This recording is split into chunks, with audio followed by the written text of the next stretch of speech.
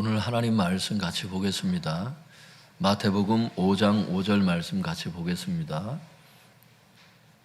오늘 하나님 말씀은 마태복음 5장 5절입니다.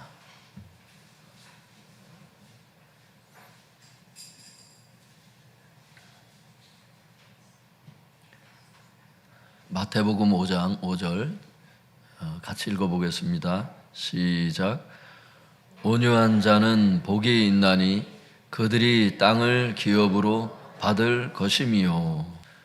성도님들, 계속해서 우리가 마태복음 강해를 지금 하고 있습니다. 오늘 제목을 따라해 주시면 감사하겠습니다.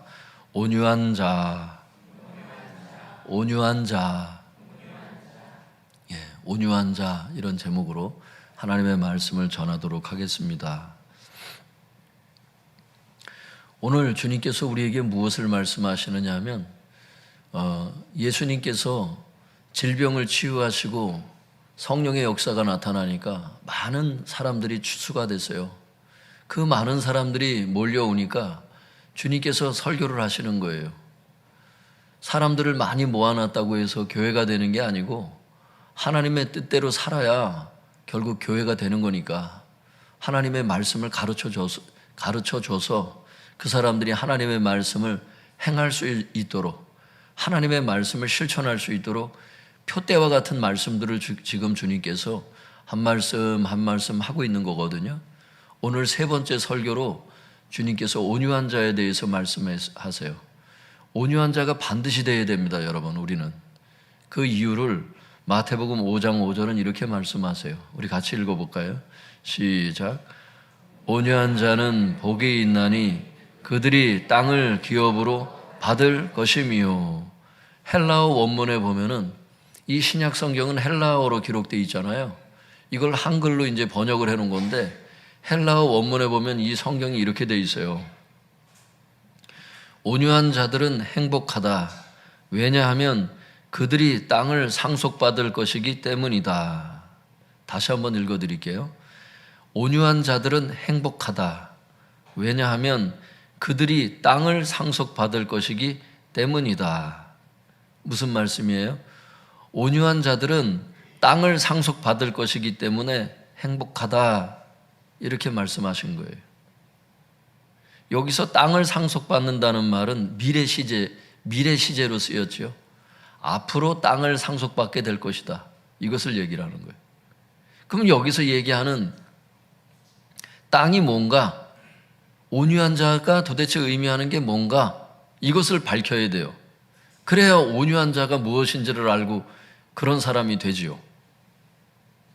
땅이 뭔지를 알아야 상속을 받지요. 그래야 사모함이 있지요.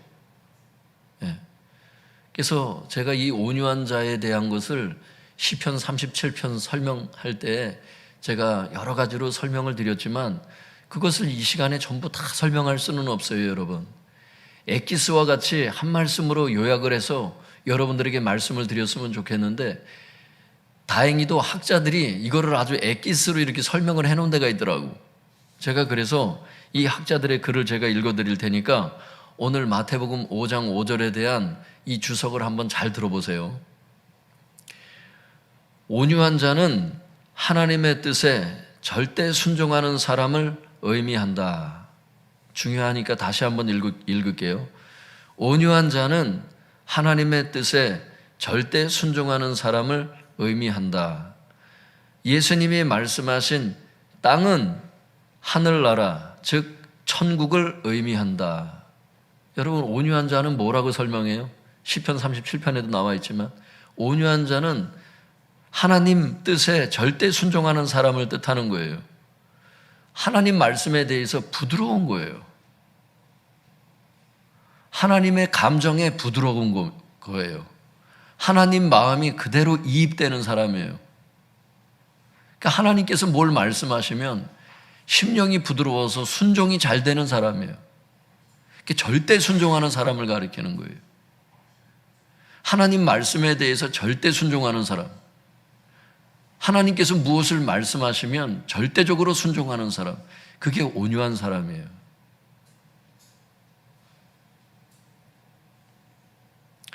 여러분, 이 온유, 이 부드러움이라는 게 이 세상 죄에 대해서 부드러운 게 아니에요. 하나님 말씀에 대해서 부드러운 걸 얘기하는 거예요. 하나님 뜻에 대해서 부드러움을 얘기를 하는 거예요. 그리고 땅이라고 하는 것은 부동산을 얘기를 하는 게 아니에요.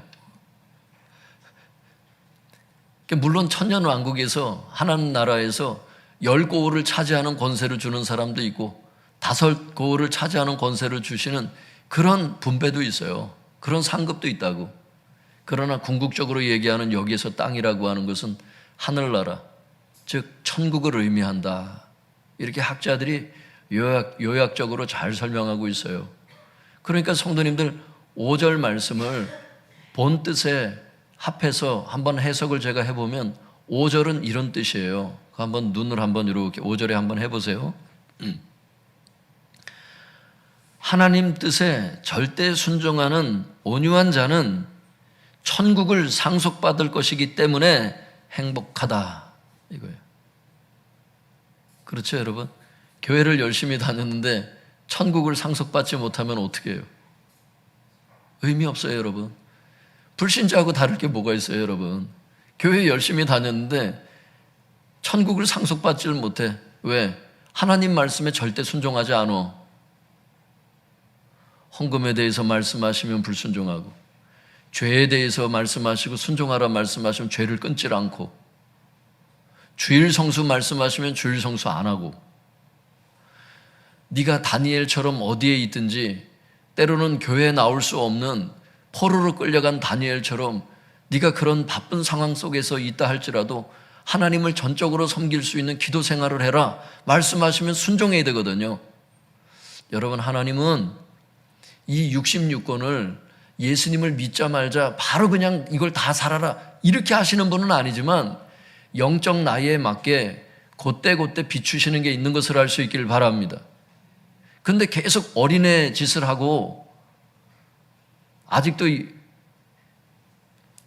육신으로 따지면 20살이 넘어서 이제는 장가 시집 갈 수 있는 이런 나이가 됐는데도 불구하고 어린애 짓을 하면서 이제는 장성한 자가 돼서 어린 동생들을 갖다가 간수해야 되는 이런 나이가 됐는데도 불구하고 어린애 짓을 하고 혼자만 위로받으려고 하고 교회 나오면 자기만 주목받기를 원하고 이제 막 예수님을 영접한 그 동생들은 돌보지도 않고 그냥 막 이렇게 사는 사람에 대해서는 여러분, 하나님께서 그 불순종한 것에 대해서는 반드시 심판하세요. 여러분, 달란트 심판이 그런 거예요. 그게 공력 심판이 그런 거예요. 그게 예수를 믿어도 심판이 나중에 있다니까. 그리스도의 심판대가 있어요. 여러분, 이걸 모르는 사람이 엄청 많더라고. 그 백보자 심판만 아는 사람들이 있더라고. 여러분, 성경 찾아보세요. 여러분, 요즘에 성경 앱이 있어서 그리스도의 심판대 이렇게 그리스도의 심판이라고 딱 치면 딱 나와. 그 용어가 성경에 있어요. 여러분, 불신자들이 받는 심판이 아니야. 그게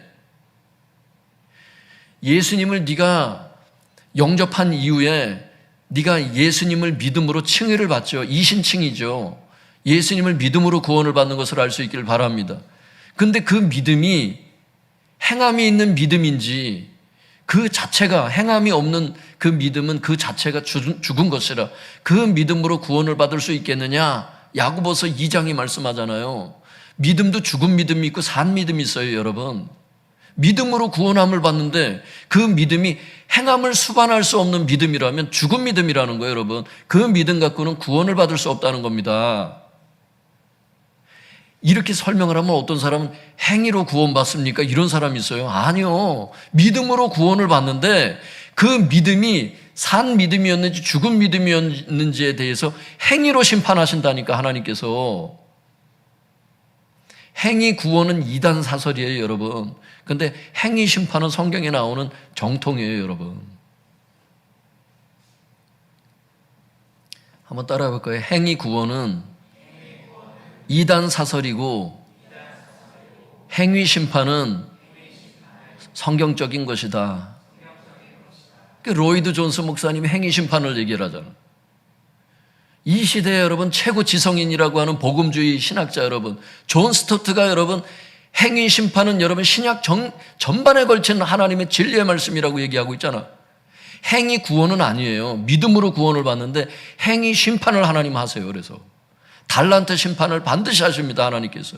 네가 구원을 받았느냐, 그러나 네 그 믿음이 정말 산 믿음이었느냐 죽은 믿음이었느냐.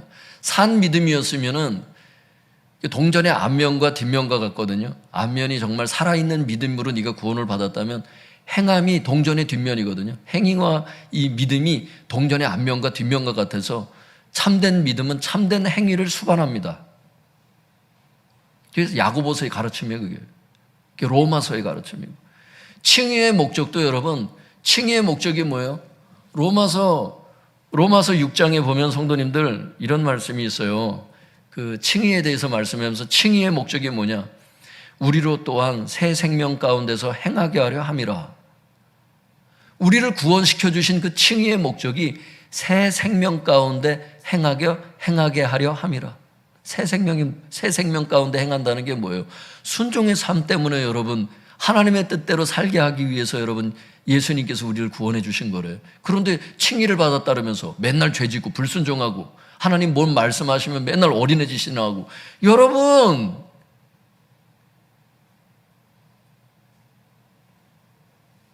이 사람은 구원의 의미가 뭔지도 모르는 사람이에요.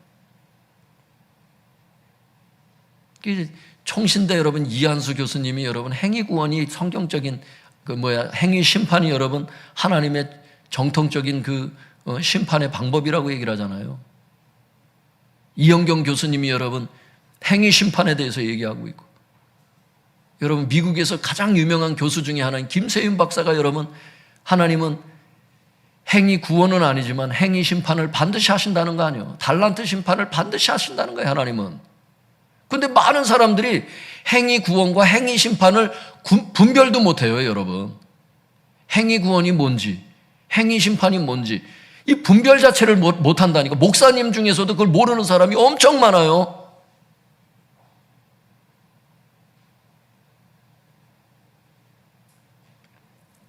성도들 중에서도 그 구별 못하는 사람도 많을걸요. 성도님 20년, 30년 교회 다니는 사람 중에서도 행위 구원이 뭐고 행위 심판이 뭔지 분별 자체를 못하는 사람이 엄청 많을 거예요, 아마. 그래서 사람이 공부를 해야 돼, 공부를. 이 성경도요, 맨날 성경만 보면 안 돼. 그런 신학자들의 글도 읽어야 돼요. 그 교수님들의 글도 좀. 그래야 여러분 우물안 개구리가 되질 않아요. 이 많이 책들도 섭렵을 해야 돼. 맨날 칼빈 신학만 알고 웨슬리 신학은 모르고, 또 감리교 다니는 사람은 웨슬리 신학은 아는데 또 칼빈 신학은 모르고, 이 균형이 없어요, 균형이. 예수님을 믿기 위해서 모든 책을 다 읽어볼 필요는 없지만 여러분 적어도 구원에 관계된 책들은 좀 읽어봐야 된다.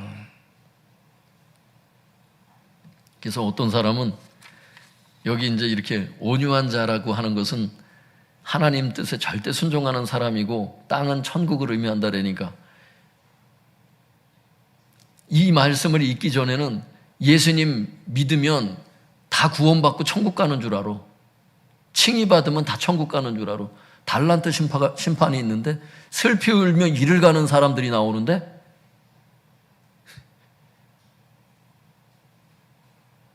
달란트를 받은 종인데도 슬피 울며 이를 가는 데가 있는데, 그게 나중에 여러분 예전에 요한계시록 할 때 그게 슬피 울며 이를 가는 장소가 어디라고 배웠어요? 지옥입니다, 여러분. 한 달란트 받았던 종은 지옥 갔어요, 여러분. 달란트 감당 잘못했을 때 여러분, 그래서 사도 바울이 내가 내 몸을 쳐서 복종시키는 것은 내가 남에게 전파한 후에 내가 도리어 버림을 받을까 두려워함이라, 이렇게 얘기했다니까. 고린도전서 9장 마지막 절에. 사도 바울이 자기가 버림받을까 봐 여러분 두려워했어요. 그런데 우리에는 왜 그런 두려움이 없나? 그러니까 죄를 밥 먹듯이 그냥 너무 편하게 짓는 거예요, 여러분. 어떤 사람은 그래서 그냥 죄를 짓고 이런 생각을 해요. 또 회개하면 되지 뭐. 그게 회개입니까? 여러분, 거짓 회개가 너무 밥 먹듯이 되니까 뜻을 돌이키고 전인격적으로 돌이키는 게 회개라는 단어의 뜻이에요. 여러분, 앞에서 우리가 봤지만 뜻을 돌이켰어요? 죄를 끊었어요? 그게 회개야? 정신 나간 거예요. 정신 나간 짓을 하는 거예요. 여러분, 달란트 심판이 반드시 있는 것을 알 수 있기를 바랍니다. 목회자들에 대한 심판도 나와요. 여러분, 고린도전서 3장 읽어보세요. 공력 심판이 나와. 네가 성도들을 어떻게 그 심령을 건축했는지에 대해서, 집과 나무나 풀과 같은 것으로 성도들의 심령을 건축한 목사가 있고, 어떤 사람은 보석으로 성도들의 심령을 건축한 사람이 있다는 거예요. 하나님이 불을 보내신데 불이 지나갔을 때 타버린 사람에 대해서는 해를 받으리라, 이렇게 나와 있어요. 여러분, 해가 뭔데? 해가, 제가 예전에 목사님들 많이 모여 있는 데서, 한 40명 모여 있는 데서 제가 이 설교를 했는데, 목사도 심판이 있다, 이 설교를 했더니 막 놀래더라고. 막 여러분, 제가 이 설교 준비하기 위해서 날마다 여러분 이 설교단에 설 때 제 마음이 떨리는 게 왜 그래요? 여러분, 사도 바울이 고린도 교인들에게 뭐라고 편지를 써요? 내가 너희들 앞에 나아갈 때, 그 설교할 때 두려움으로 떨었다 그러잖아. 보석이 아니면 공력 심판에서 목사도 살아남질 못하기 때문에. 고린도전서 3장을 자세히 읽어보세요. 여러분, 어떤 심판이 기다리고 있는지, 주의 사역자들에게. 그래서 제가 설교하기 전에 하나님 제 입술을 사용해 주시고 하나님께서 말씀하시고 저는 마이크 역할만 할 수 있게 해달라고 계속 기도하는 것은 그것 때문에 그래요. 여러분, 저는 한 명 놓고 설교할 때도 그랬어요. 여러분 오시기 전에 한 명 놓고 제가 수요 설교를 했었거든요. 한 명 놓고 설교할 때도 저는 미리 30분 전에 나와서 기도로 준비하고 설교를 했어요. 항상 지금까지. 개척해서 지금까지. 왜요, 여러분? 설교는 애들 장난이 아니에요. 영혼을 살리는 일이고 죽이는 일이 설교의 메시에 있어. 이게 의사는 잘못하면 한 사람 죽이고 말지만, 목사는 잘못하면, 잘못 가르치면 성도들 떼죽음으로 인도를 할 수 있기 때문에 여러분들도 설교를 그렇게 들으셔야 돼요. 살기 위해 들으셔야 돼. 사람들을 모아놨다고만 해서 여러분 다 천국 가는 게 아니잖아요. 하나님의 뜻대로 행하는 자라야 들어가리라. 나더러 주여 주여 하는 자마다 천국에 들어갈 것이 아니요 오직 아버지의 뜻대로 행하는 자라야 들어가리라. 아버지의 뜻대로 행함으로, 여러분, 아버지의 뜻을 행하는 자가 구원받는 것을 알 수 있길 바랍니다. 행위 심판이라니까. 믿음으로 구원을 받지만 하나님은 반드시 그 믿음의 열매인 행위를 보십니다. 네가 정말 믿었다면, 네가 하나님의 말씀으로 성경을 믿었다면 네가 반드시 행동으로 취했을 것이다. 아시겠습니까? 정말 믿는다면 행동하게 돼 있거든요. 행동하지 않는다는 것은 거짓 믿음이기 때문에. 그래서 김세윤 박사가, 미국에 유명한 김세윤 박사 있어요. 목사의 목사라고 하는 분이 있어. 목사들의 목사라고 하는. 그분이 그러잖아. 박옥수와 같은 그런 구원파적인, 한 번 믿으면 회개할 필요가 없다고 하는, 죄를 지어도 한 번 구원받으면, 칭의받으면 회개하지 않아도 천국 간다고 하는 이런 거짓 구원파적인 가르침이 한국 교회에 대부분 퍼져 있대잖아.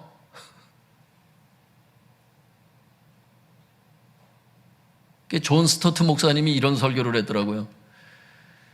예수님을 믿기만 하면 천국 갑니다. 행함은 필요 없습니다. 이런 가르침들이 굉장히 위험한 가르침이라고.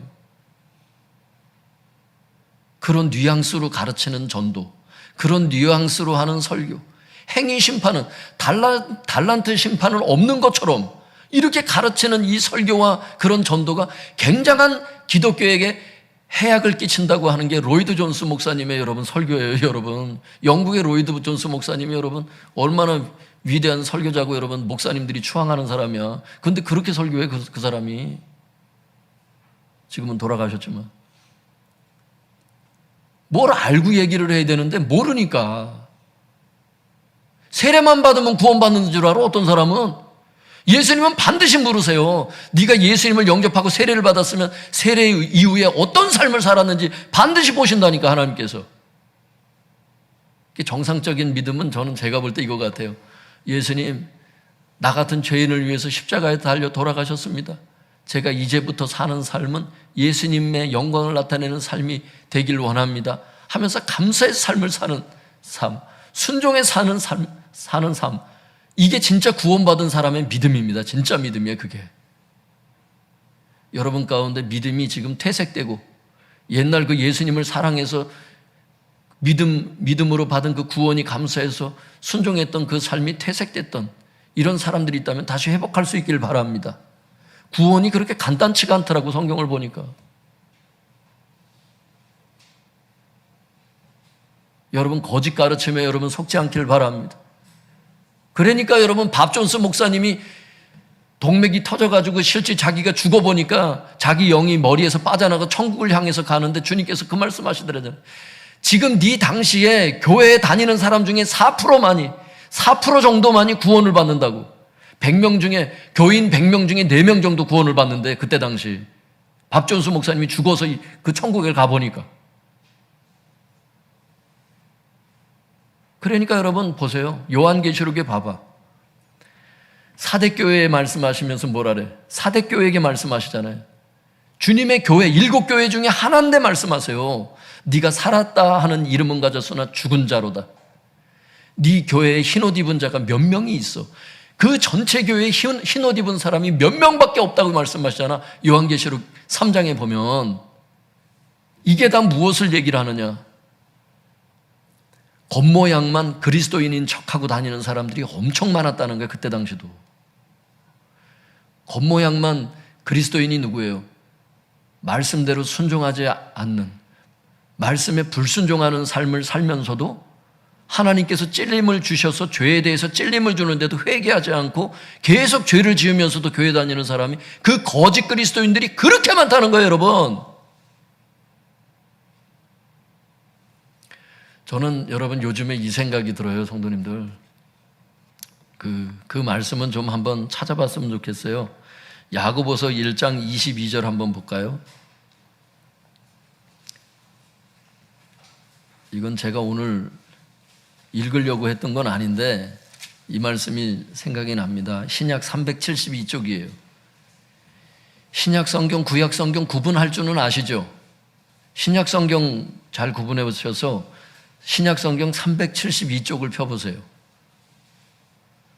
야고보서 1장 22절 한번 보세요.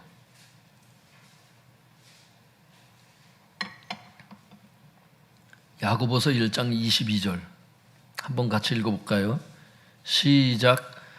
너희는 말씀을 행하는 자가 되고 듣기만 하여 자신을 속이는 자가 되지 말라. 이게 무슨 말씀이에요? 설교를 들을 때 어떻게 들으라고? 말씀을 행하는 자가 되고, 설교를 들은 그 말씀을 순종하는 자가 되래.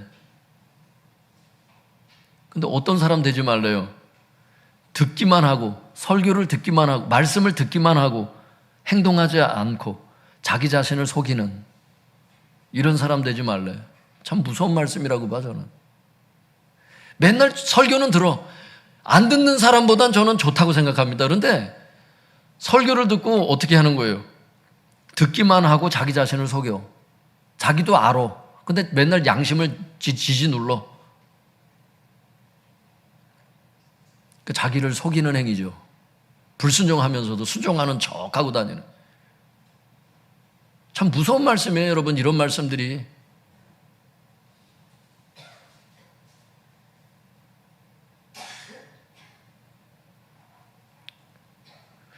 그 1장 15절도 한번 같이 읽어볼까요, 성도님들?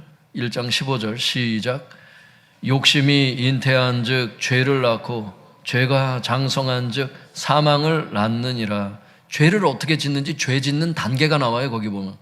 욕심이라는 게 에피띠미아 이렇게 돼 있거든요, 원문에 보면. 그러니까 에피띠미아라는 말이 무슨 얘기냐면 그 육체의 소욕을 얘기하는 거예요. 죄 짓고 싶은 그 욕구. 그게 욕심이라고 돼 있어요. 우리는 이거 내니까 무슨 돈 욕심 내는 그런 돈 욕심 이런 것만 욕심으로 아는데 욕심도 물론 육체의 소욕 중에 하나지. 그런데 여기서 얘기하는 욕심이라는 것은 육체의 소욕을 얘기하는 거예요. 소욕. 죄 짓고 싶은 욕망, 욕구 이걸 얘기하는 거예요.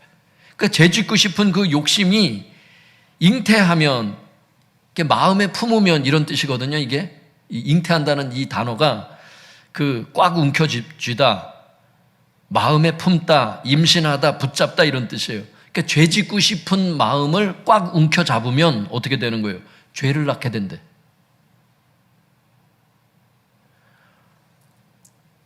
하나님이 여러분에게 하지 말라고 하는 죄들이 있어요. 그리고 하나님이 순종하기를 원해서 말씀하시는 것들이 있어. 근데 하나님께서 죄 짓지 말라고 하시는 어떤 게 있는데 어떤 행동들은 하지 말아라. 가정에 가가지고 분쟁하지 말아라. 남편한테 어떤 말들은 하지 말아라. 아내의 인격을 무시해서 말하지 말아라. 하나님께서 만약에 이렇게 말씀하셨다. 아니면 어떤 음란을 끊어라. 이렇게 말씀하셨는데 그 소욕을, 그 욕심을 꽉 움켜잡으면 어떻게 된다고? 죄를 짓게 된다고. 죄를 낳게 된대요. 그 다음에 어떻게 되는 거예요? 그 죄가 장성하면 사망, 지옥을 가게 된다는 거예요. 그러니까 하나님께서 여러분들에게 어떤 죄를 비추시거나 어떤 걸 얘기했을 때 온유한 자가 될 수 있기를 바랍니다. 바로바로 순종할 수 있는 사람이 될 수 있기를 바랍니다. 그래서 여러분 천국을 상속받을 수 있기를 바랍니다. 이거를 예수님 질병 치유하니까 많이 찾아온 사람들에게 주님께서 이게 경고의 메시지인 거예요. 이게 니네가 지금 내가 병 고치니까 온 수리아와 예루살렘과 막 찾아오는 게 앞에 나왔었잖아요. 그러니까 주님께서 그 사람들에게 하는 말이야. 다 천국 가는 건 아니라는 거야. 오직 순종하는 온유한 자만이 천국을 차지하게 될 거라는 거야. 성도님들, 성경에 보면 하나님의 택한 백성이 누구예요? 구약 성경에 보면 하나님께서 택하신 백성이 누구야? 이스라엘 백성. 근데 그 이스라엘 백성이 하나님께서 우리를 택하셨다 이거 믿고요 함부로 불순종하다가 버림받은 얘기가 나와. 그 히브리서 말씀 볼까요? 야고보서 앞장에 있거든요. 그 히브리서 3장 15절을 한번 열어보세요. 히브리서 3장 15절.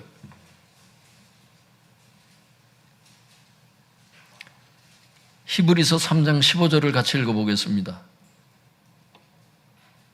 시작. 성경에 일러스되 오늘 너희가 그의 음성을 듣거든 경노하시게 하던 것 같이 너희 마음을 완고하게 하지 말라 하였으니. 여러분 히브리서 3장 15절에 보면 하나님 뭐라고 말씀하시냐면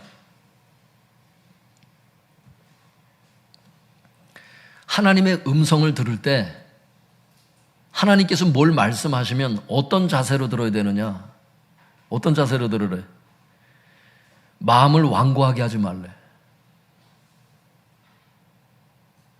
여러분 마음을 아주 완악하게 아주 굳은 마음으로 이렇게 듣지 말고 정말 부드럽게 받아들일 수 있길 바랍니다. 오늘 이 말씀도 여러분을 사랑해서 하는 말씀으로 들으셔야 돼. 뭘 나한테 요구하나? 이게 아니야. 온유한 자가 돼서 천국 가라고. 버림받지 말라고. 달란트 심판 통과하라고 얘기하는 거예요 지금. 근데 이스라엘 백성은 어떻게 했대? 이스라엘 백성에게 하나님께서 말씀하실 때 하나님께서 그의 음성을 듣거든 마음을 완고하게 하지 말래. 이스라엘 백성이 마음을 완고하게 하다가 버림받았거든요. 그래서 교회에 대해서 지금 교회들에게 하나님께서 경고하시는 거예요 지금. 성도들에게도. 이스라엘 백성이 택한 민족이라 그러면서 방만히 행하다가 하나님께서 뭘 말씀하시면 완고하게 마음을 먹고 불순종을 했거든요. 그래서 버림받았거든요. 그 말씀을 하시는 거예요 그게. 광야에서 죽었잖아요 여러분. 그 4장 12절 한번 읽어볼까요? 히브리서 4장 11절. 히브리서 4장 11절 같이 읽어보겠습니다. 시작. 그러므로 우리는 저 안식에 들어가기를 힘쓸지니 이는 누구든지 저 순종하지 아니하는 본에 빠지지 않게 하려 함이라. 안식에 들어가길 힘쓰래. 여기서 안식이라는 것은 천국에서의 안식을 얘기하는 거예요. 즉 천국을 얘기하는 거예요. 천국에 들어가길 힘쓰래. 예수님도 비슷한 말씀 누가복음 말씀하셨죠. 좁은 문으로 들어가길 힘쓰라. 들어가고자 하여도 못 들어가는 자가 많으니라 그랬지. 여러분 좁은 문으로 들어가야 된다는 건 알았어. 많은 성도들이. 좁은 문이 뭔데? 여러분 순종의 삶이 좁은 문이야. 좁은 문으로 들어가길 힘쓰래. 들어가고자 하여도 못하는 자가 많으리라. 여기도 마찬가지야. 안식에 들어가기를 힘쓸지니. 여러분 천국에 들어가기를 힘쓸 수 있길 바랍니다.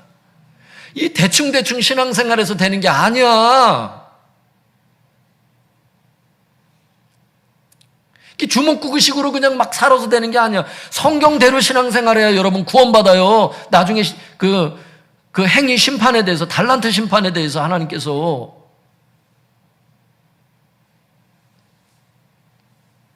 그러면서 하시는 말씀이래요. 저 안식에 들어가기를 힘쓸지니 이는 누구든지 저 순종하지 아니하는 이스라엘의 그 본에 빠지지 않게 하려 함이라. 순종하지 않았던 본이 누구야? 이스라엘 백성이 불순종하다가 버림받은 얘기. 그 본에 그 예에 빠지지 않도록. 예를 들어서 지금 그 본이라고 말씀하신 거거든. 지금 거기서 예를 들어서 말씀하시는 거예요. 지금 저 순종하지 않는 예에 빠지지 않게 하려 함이라. 그러니까 이스라엘 백성이 하나의 예가 된다는 거예요. 예표가 된다는 거예요. 여러분 그래서 로마서 11장 21절에 이런 말씀이 있어요. 로마서 11장 21절에 하나님이 원 가지들도 아끼지 아니하셨은즉 너도 아끼지 아니하시리라. 원 가지가 뭐야? 교회가 있기 전에 이스라엘 백성이 먼저 택함 받았잖아. 그 원 가지들도 하나님이 아끼지 아니하셨다는 거예요. 불순종했을 때는. 그래서 너도 아끼지 아니하리라. 그러니까 조심하라는 경고의 메시지거든. 로마서 11장의 이 메시지도.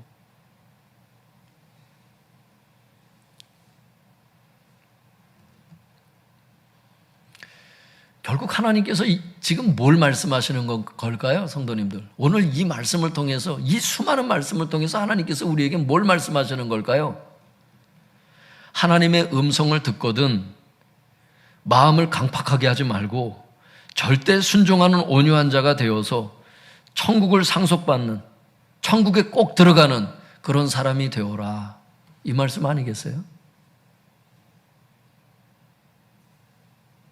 성도님들, 이스라엘 백성처럼 불순종하다가 버림받지 않길 바랍니다. 절대 순종하는 온유한 자가 되셔서 천국에 반드시 여러분 들어갈 수 있는 그런 행복한 분들 될 수 있길 바랍니다. 이게 세 번째 설교였던 거예요, 주님께서. 여러분, 이 산상수훈이 굉장히 깊어요.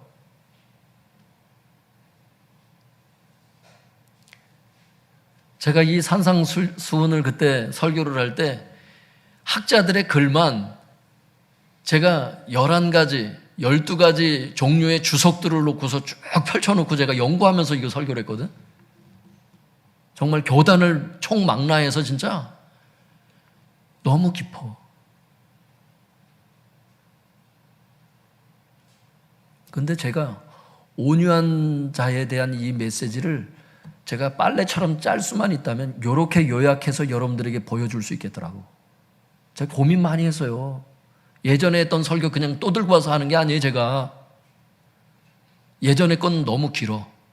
그거를 좀 축약해서 애들도 들을 수 있도록 좀 핵심적으로 전할 수는 없을까? 이런 고민이 있는 거예요, 제가.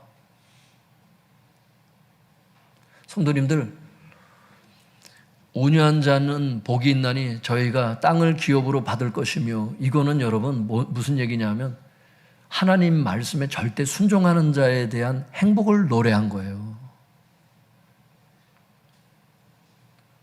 어디에 있든지 하나님의 뜻을 행하는 자가 될 수 있길 바랍니다. 교회에서도 하나님께서 서로 화목하게 지내라, 미워하지 말아라, 그럼 서로 사랑하고 살고, 가정에서 하나님께서 부부간에 서로 사랑해라, 싸우지 말아라. 여러분, 사랑의 계명 하나잖아. 신약 성경은 사랑이 모든 율법의 완성이잖아. 사랑해라, 그러면 사랑하세요. 할렐루야. 이게 최고의 순종이야. 하나님께서 많은 걸 바라는 게 아니야. 절대 순종하는 자가 천국에 들어간다 할 때 그 절대 순종이라는 것은 사랑의 순종을 얘기하는 거야. 한마디로 얘기하면. 가정에서 사랑하세요, 여러분. 직장 사람들 미워하지 마세요. 그 불순종하는 사람이에요. 근데 직장에서 직장 동료들을 사랑하잖아.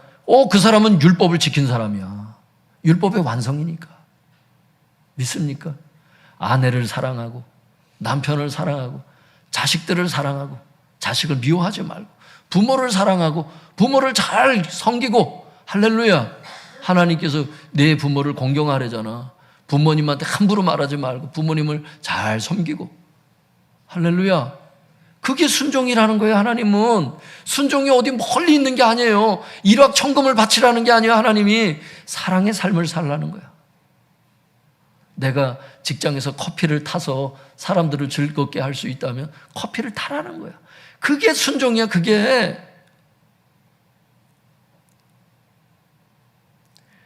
애들을 나쁜 데 빠지게 하지 않도록 가정 예배를 통해서 가장이 성경을 가르쳐서 애들을 바른 길로 인도해.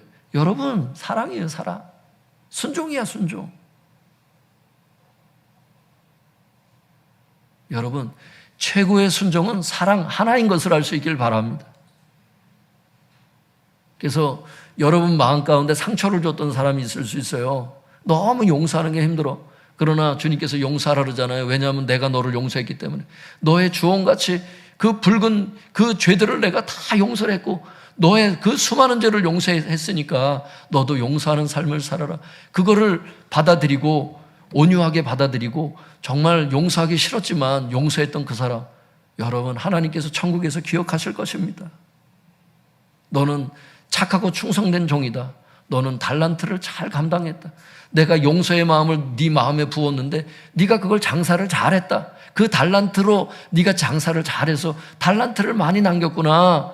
주님께서 잘했다. 착하고 충성된 종아, 주인의 즐거움에 참여하라. 주님께서 축복하실 것입니다. 근데 주님께서 달란트를 주셨어. 용서의 마음을 주셨어. 근데 달란트를 감당 안 해. 미워할 자리에서 확 미워하고 화낼 자리에서 확 화를 내고 참질 않아. 말 함부로 해서 사람들 상처 주고 악하고 게으른 종아, 주님 그러실 거야. 슬피 울며 이를 갈미 있으리라. 저 수족을 묶어서 그 집어 던지라 그러실 거야. 하나님께서 많은 시간의 달란트를 주셔서 건강의 달란트를 주셔서 건강을 사용해서 시간을 사용해서 너무 힘들지만 아침 벌써 1시간 전에 와가지고 벌써 1시간이 뭐예요? 이 찬양팀이 오는 시간이. 이 봉사 아무나 하는 거 아니에요? 악기 봉사 아무나 하는 거 아니에요? 1시간 20분 전부터 막 와가지고 이거 세팅해 놓고 막 시간의 달란트, 건강의 달란트를 사용해서 하나님께 찬양을 하고 영광을 올려드려. 오늘도 뒤에서 찬양하는데 제가 막 눈물이 나는 거야. 막 얼마나 은혜스러운지. 성도들에게 은혜를 끼치는 거야. 달란트를 감당한 거야. 주님께서 그 사람 여러분 어떻게 하시겠어요? 착하고 충성된 종아, 내 주인의 즐거움에 참여하라. 그런데 하나님께서 달란트를 주셨어. 좋은 목소리도 주시고 대학교에 가면 음악 교수야. 그런데 교회 오면 지휘도 안 해. 중창단도 이끌질 않아. 싱어도 안 해. 아무 봉사도 안 해. 대학교 음악 교수인데 그 음악이 하나님과 무슨 상관이 있습니까? 아무리 훌륭한 재능을 나에게 이 땅에서 태어날 때 부모를 통해서 나에게 재능을 주신 게 있어도 하나님께 봉사하지 않는다면 그 사람의 그 재능이, 그 달란트가 무슨 의미가 있습니까? 여러분 한번 생각을 해보세요. 재정의 달란트를 주시든 무슨 건강의 달란트를 주시든 하나님께 봉사하지 않고 선교하지 않으면 무슨 의미가 있습니까? 그게 하나님하고 무슨 상관이 있어요? 그 재정이. 그래서 하나님께 심판을 받는 거예요. 내가 너에게 많은 것을 줬지만 너는 나에게 돌려주질 않았다는 거예요. 너는 내가 청지기로 세웠고 재정의 청지기로 세웠지만 너는 나의 뜻대로 재정을 사용하지 않고 네 인생만 위해서 재정을 허비했다는 거예요. 이미 얼굴이 이쁜데도 더 이뻐지려고 노력을 했고 이미 집을 줬는데도 더 좋은 집에 살려고만 네가 혈안이 되었지, 네가 죽어가는 생명을 위해서, 선교적인 사명을 위해서 너의 재정을 사용했느냐? 주님께서 반드시 주님께서 물으실 때 유구무원이라 그랬어요. 성경은 뭐 이분 있으되 할 말이 없다는 거예요. 자기가 알고 있으니까. 그래서 지옥 가는 거예요, 여러분.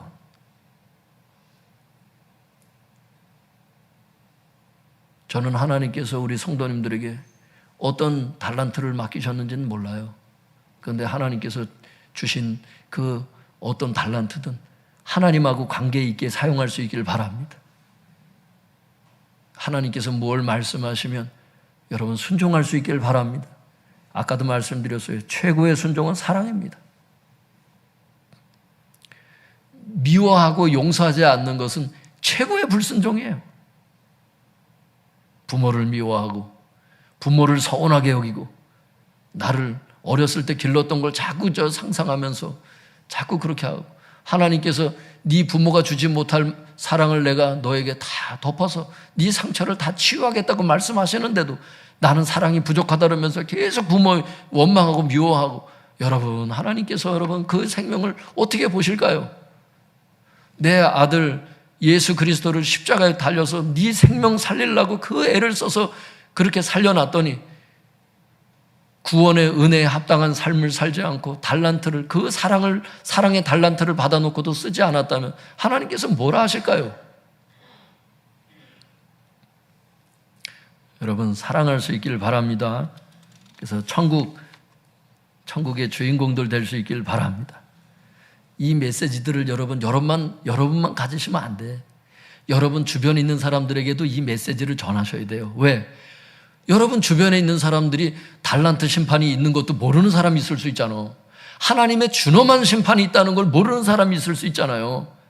그러니 예수님을 영접하고 말씀에 합한 삶을 살다가 가라. 여러분 복음을 전할 수 있기를 바랍니다. 그래서 천국을 상속받는 행복한 분들이 되세요. 이렇게 꼭 전할 수 있기를 바랍니다.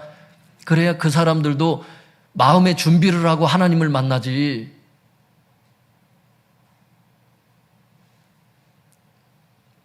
여러분 하나님의 심판이 있는 것을 알지 못하고 함부로 행동하고 함부로 불순종의 삶을 살다가 여러분 갔는데 하나님의 심판대 앞에서 나는 그런 얘기 못 들었는데요. 내 주변에 어떤 예수 믿는 사람들이 있었는데 나한테 한 번도 얘기를 안 했는데요. 여러분 하나님 뭐라 그러실 것 같아요? 그래서 여러분 시간이 되는 대로 여러분 주변, 저는 이런 생각이 들어요. 성도님들 요즘에 예전에도 주님께서 이 형제 사랑에 대해서 비추시고 했었는데 이런 마음이 드는 거예요. 여러분 이제 우리가 개척한 지도 좀 됐잖아요. 이제 그리고 이제 좀 성장했어. 그때보다는. 그래도 여전히 하나님께 부족하지만 지금까지는 나 살기 위해서 바빠서 사실 하나님의 구원을 받고 말씀 연구하고 그냥 말씀대로 살아가느라고 하나님의 심판이 있는 걸 알고서 성화의 삶을 살라고 애를 썼어. 그런데 이제는 나보다 연약한 형제들을 좀 돌아볼 때가 됐다. 내가 사망의 음침한 골짜기를 만났을 때 내가 두려워할 때 있잖아요. 주님이 나와 함께 계시는데도 함께 계시지 않는 것 같은 그런 막연한 인생살이 있잖아요. 나도 떨렸잖아. 그때 하나님이 나에게 용기 주셨던 말씀들 있잖아요. 나를 세워주셨던 말씀들 있잖아. 혼자만 그것을 간직하지 마시고 마음이 떨려하는 그 사람들을 잡아주세요. 믿습니까? 혼자만 천국 가지 마시라고. 나 혼자만 생각하지 마. 정말 아무것도 모르고 지옥 가는 가족들을 좀 생각해 보라고. 지옥 가는 남편과 지옥 가는 아내와 지옥 가는 자식을 생각해 보라고. 이런 하나님의 준엄한 말씀이 있는데도 불구하고 복음을 몰라서 지금도 인생의 나침판 없이 살아가는 사람들. 인생의 나침판이 성경이에요, 여러분. 나침판 없이 사는 사람들이 얼마나 많은데, 인생을 되는 대로 사는 사람들이 얼마나 많은데, 근데 여러분들은 나침판이 있잖아. 그리고 적어도 어떻게 살아야 되는지는 알고 있잖아요. 여러분보다 영적으로 한 살이라도 어리면 여러분보다 다 연약한 사람이야. 여러분보다 예수님을 늦게 믿었으면 여러분보다는 어린 형제 자매들이야. 그리스도 안에서. 그 사람들을 이제는 잡아줘야 되겠다. 할렐루야. 나만 챙기지 않겠다 이제는. 그게 형제 우애야. 그게 형제 사랑이라고. 사랑을 실천하는 거라고. 여러분, 직장에서 사람들을 붙잡아 줄 수 있기를 바랍니다. 여러분, 친척들을 붙잡아 줄 수 있기를 바랍니다. 말할 자리에서 예수님을 부끄러워하지 말고 얘기하세요. 식당에 가서 삼계탕 먹을 때도 혼자서 부끄러워서 주여 감사히 먹겠습니다 이러고 기도하지 말고, 삼계탕 먹을 때도 충분히 기도하고 먹을 수 있길 바랍니다. 참 저는 감사한 게, 지난번에도 삼계탕 먹으러 갔을 때 이제 내가 맛있는 걸 먹었으니 우리 애들도 삼계탕을 사줘야 될 거 아니야. 그래서 삼계탕 먹으러 갔을 때 기도를 이렇게 시키면은 애들이 쭈뼛쭈뼛 하지 않는다는 게 감사해. 나는 우리 자식 자랑하려는 게 아니라 집에서 계속 식사 기도를 계속 훈련을 했더니 식당에 가서 기도해서 누가 옆에 앉아도 하나님 주신 음식 감사합니다, 맛있게 먹겠습니다 이렇게 꼭 기도하고 먹는다고. 누가 옆에 앉아도 그걸 부끄러워하질 않아. 예수님 믿는 걸 부끄러워하질 않아. 우리 애들은 그게 감사해. 연약함이 많죠. 쟤네들도 다 죄인 중에 괴수들이지만 적어도 기도해서 하나님을 드러내야 될 자리에서 부끄러워하질 않아. 식당에서 기도할 때 부끄러워하지 않아. 하나님을. 그게 감사해. 나는. 여러분, 그러니까 오늘의 주제는 그러니까 뭐냐면 삼계탕 먹을 때 기도하고 먹으라는 거예요. 그러니까 삼계탕 먹을 때 어떤 분들도 이렇게 설교하고 마치니까 삼계탕만 기억이 나가지고 또 삼계탕 집에 갔는데 또 만나면 어떡하지? 맛집이 있는 것을 알 수 있기를 바랍니다. 내일 우리 믿음이가 집에 오랜만에 온다는데 내일 삼계탕을 사줄까 싶은데 모르겠어요. 내일 오시면 저를 볼 수도 있어요. 여기 삼계탕 집에. 교회 와서 기도하는 게 성도님들 너무 좋아요. 막 교회 불도 많고 그러니까 좋아요. 이게 불도 많고, 교회 불도 별로 없는데 살다가 교회에 이렇게 불도 많고. 지난 주일에는 성도님들 제가 어떤 생각이 나는 줄 아세요? 교회 오는데 이렇게 비가 오고 빗방으로 요즘에 이제 계속 비가 오잖아요. 아니 화장실을 가려고 했는데 갑자기 감사함이 오는 거야. 비를 안 맞고 화장실을 갈 수 있다니. 이해를 하셔야 되는데 우리 교인이라면 비를 안 맞고 화장실을 갈 수 있다니, 여기에 대한 감사함이 제가 감사하다. 화장실도 몇 개, 4층도 쓸 수 있고 5층도 쓸 수 있고 목양실 화장실도 쓸 수 있으니 얼마나 감사하냐. 에어컨도 틀 수 있고. 너무 감사한 거예요, 성도님들. 그리고 나는 우리 성도님들이 너무 감사해. 교회가 멀어졌는데 혼자 시험 들어가지고 교만해서 떨어진 사람 외에는 한 사람도 떨어진 사람이 없어. 가선숙 집사님은 참 계속 전도를 해야 되겠구나 거기. 근데 거의 없어.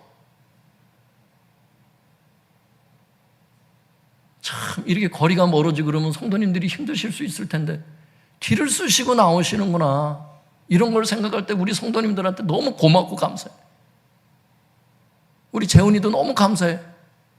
고3 기도할 때 우리 재훈이도 기도하고 내가 경민이도 위해서 우리 아들만 기도하는 게 아니라 같이 기도를 하는데 이런 고3을 위해서도 기도할 수 있길 바랍니다. 고3인데도 나와서 계속 봉사하고 자기 혼자의 삶만 챙길 수도 있을 텐데. 하나님이 어떤 사람을 쓰실까? 결국 하나님이 축복을 해야 축복을 받는 거잖아요. 그러니까 떡잎이 좋은 거예요. 떡잎이. 자기 혼자의 삶만 챙기질 않는 거예요. 근데 어떤 애들은 고3이 되면 자기 혼자의 삶만 챙기는 애들이 있거든요. 감사하다. 여러분 감사한 것을 알 수 있길 바랍니다. 감사한 거예요. 감사한 거예요. 막 몸도 아픈데 막 우리 권사님도 봉사하시고 막 허리도 아픈데 막 나와서 막 여기까지 막 애를 쓰시고 막 너무 감사해요. 우리 하나님께서 우리 성도님들을 반드시 축복하실 줄 믿습니다. 우리 성도님들을 반드시 기억하실 거예요, 하나님께서. 그리고 여러분처럼 이게 귀가 열려서 어떻게 보면 이게 단단한 식물일 수 있거든요. 오늘 주시는 양식이. 그런데도 여러분 보니까 달게 들어. 영의 귀가 열렸기 때문이죠. 심령이 겸손하기 때문이에요. 여러분, 우리 중에 한 사람도 낙오되는 사람 없이 천국에서 우리 다 같이 볼 수 있기를 바랍니다. 그게 진짜 가족이에요, 여러분. 기도하겠습니다.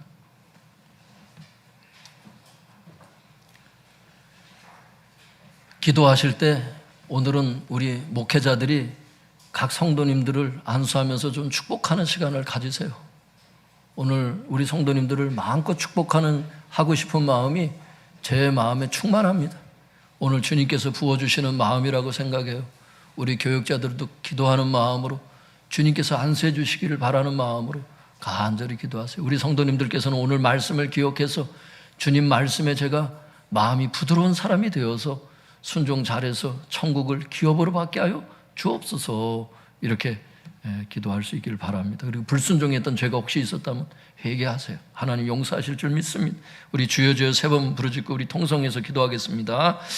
주여